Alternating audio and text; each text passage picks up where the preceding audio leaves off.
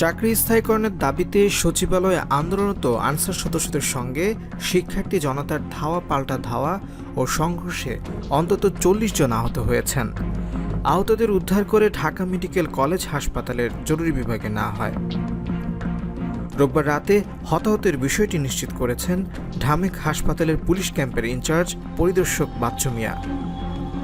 তিনি বলেন, সচিবালয়ের সামনে শিক্ষার্থী ও আনসারদের সংঘর্ষে অন্তত ৪০ জন আহত হয়ে ঢাকা মেডিকেলে চিকিৎসা নিতে এসেছেন। এদের মধ্যে ৪ থেকে ৫ জন আনসার সদস্য, বাকিরা সবাই শিক্ষার্থী। তবে প্রাথমিকভাবে তাদের নাম পরিচয় জানাতে পারেননি তিনি।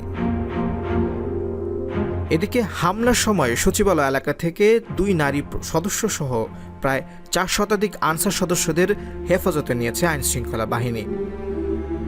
ডিএমপির রমনা বিভাগের উপকমিশনার